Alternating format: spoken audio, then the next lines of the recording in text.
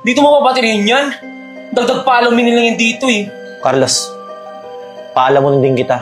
Kaya wala akong karapatan magsalita ng ganyan. Baka nakakalimutan mo, nakikitira ka lang dito. Ito bigat-bigat ang kuya eh. Napaka-epal eh. Ilalagay ko to sa bag ni J-Paul para pag nakita ni Kuya, nasa kanya yung relo. Yung relo ko nawawala. Nakita mo? Pakialam ko sa relo mo. Pero di ko talaga alam kung bakit nasa bag ko to eh.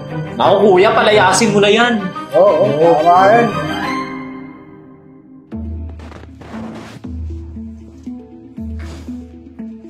Galing Carlos ah. Inumaga ka na naman. O ano ngayon? Ano ngayon? Buti nga, umuwi pa ako eh. Galing mo magsasagot sa akin eh, no? Carlos, ilang beses na kitang pinag-aaral ah. Pabalik-balik ka sa school. Responsibilidad mo naman yan. Eh bunso akong kapatid, kaya ba't ikaw mismo ang magbigay sa akin ng pang-tuition? Hindi ka ba nahihiya sa sinasabi mo, Carlos? Ba't ako mahihiya sa'yo? Eh ako nga yung bunso mong kapatid. Carlos naman! Di mo ako nakita ngayon kung bakit di ako nakapasok? Dahil kakantay sa yung bata ka. O paki ko. Paki mo? Carlos, nakikitira ka lang sa akin. Sa tingin mo gusto ko dito? Sinama lang may gusto nun. Wow, Carlos!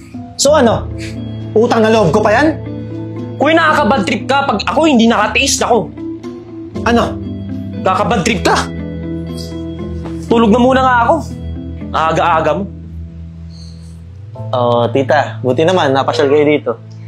Eh, may sasabihin sana ako sa iyo eh. Pakikiusapan ko sana itong anak ko na dito muna tumirat. Malayo ang probinsya namin eh. Alam mo naman. Kung maaari sana. Bakit, tita? Bakit pala dito siya titira?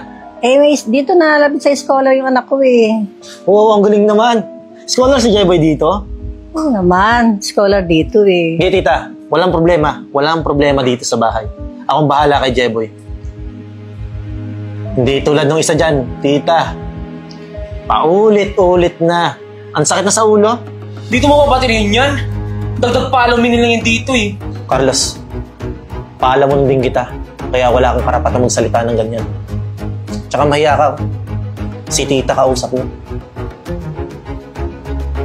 Huwag ka mag-alala. Eh, may maasar naman ito sa bahay. Kaya walang problema rito. Tsaka may allowance naman yan. Kaya huwag ka mag-alala. Narinig mo yan, Carlos? Di ba nakakataba na puso? Di mo katulad. Napakapasaway mo. O, paano, Jepoy? Alis na ako. Charles, alis na ako, ha? O, sige, ikaw nang bahala dito sa anak ko. Sige, tita. Ingat po kayo, ha? Okay, okay. Ay kuya, maraming salamat ka pala sa pagpapatira mo sa akin dito ha. Ako ba, Jeboy? Wala yun. Tsaka, alam ko naman na masipag ka mag-aaral eh. Huwag ka mag-alala kuya. Mas lalo ko pong pagbubuti ng pag-aaral ko.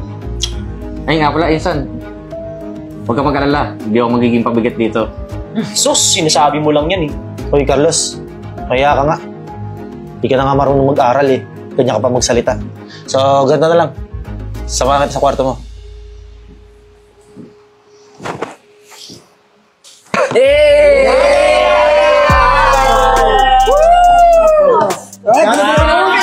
Sa ulo. Baka magalit ko.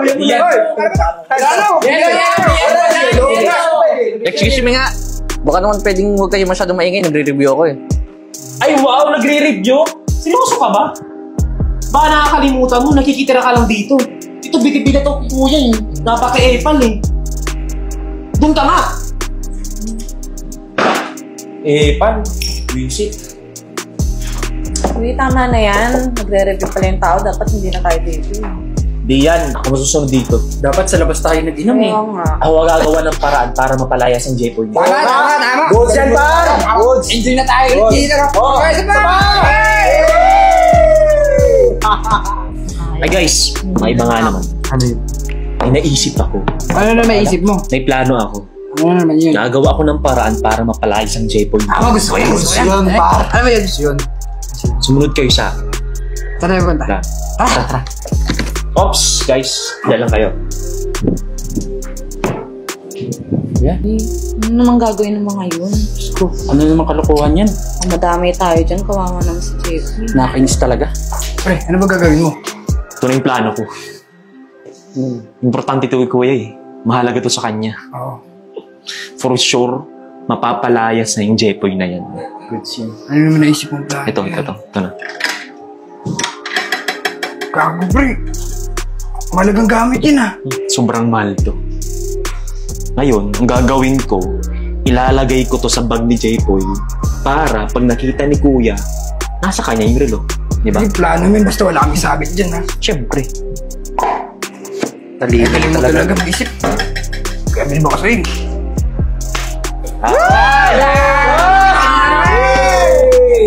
Marami na tayo. Carlos. Agang-aga, nagiinuman ah.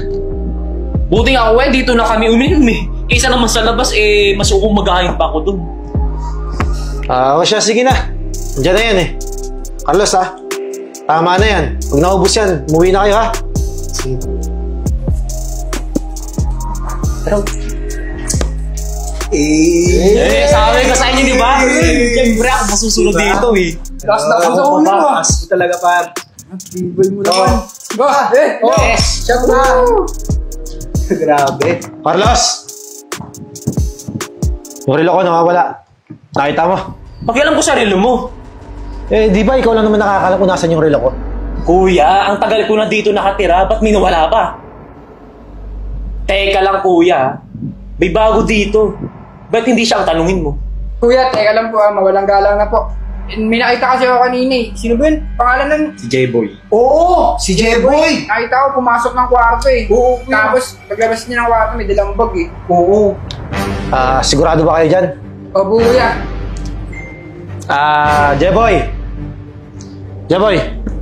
Kuya, Nakita mo ba yung relo ko? hindi po kuya. Ito kasing mga to, nakita ka daw pumasok ng kwarto ko. Wala po akong kinukuha kuya. Jeboy, kunin mo yung bag mo.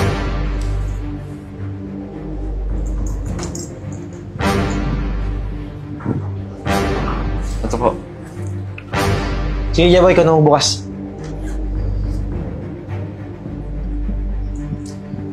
Jeboy, ano yan? Nasa bag ko to. Jeboy, nagkulang ba ako sa'yo? Jeboy, pinatira ka tayo dito ah. Di na kita pinagbabayad eh.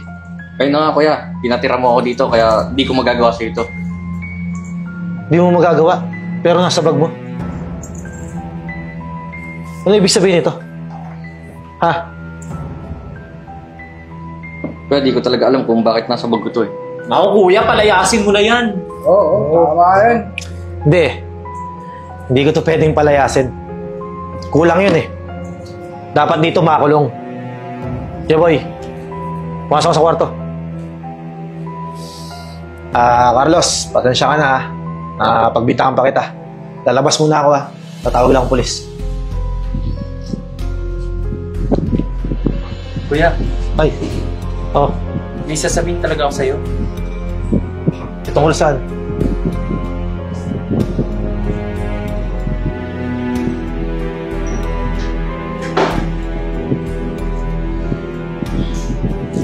Sige, pumasok na kayo sa loob.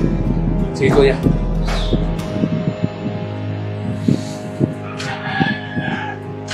Oh, Pwede ba? Malis na kayo. sige po, kuya. Pasensya na po.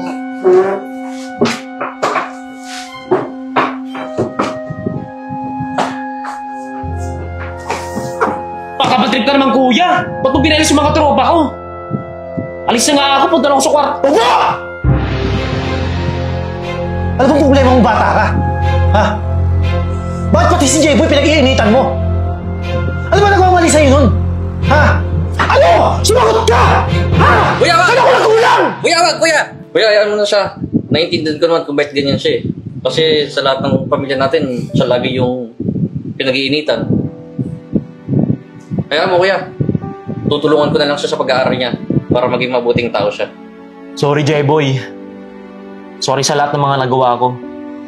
Kasi di ko kasi alam eh. Stress na stress ako sa lahat-lahat. Di ko alam kung paano ko itatama yung mga nagawa kong mali. Sa akin, okay lang yun. Pero ang pinakamahalaga, dapat doon ka sa kuya mo mag-sorry. Kuya, sorry pala. Sorry sa lahat ng mga nagawa ko. Yaan mo, babawi ako sa lahat. Carlos. Sorry din sumabog na ako sa galit eh. Hindi ko kasi alam kung saan ako nagkamali, saan ako nagkulang. Pero Carlos naman, please lang. Intindihin mo naman ako. Hindi ko na gumawa ng mga mali. Pagod na ako sa'yo eh. Sana naman matuto ka. Andiyan yung pinsan mo. Tutulungan ka niyan. Jeboy. Thank you Tsaka, sorry kanina kung napagbintangan kita. Sige na, Jeboy. Tulungan mo na tong pinsan mo. Sige po, salamat kuya. Tara, doon tayo.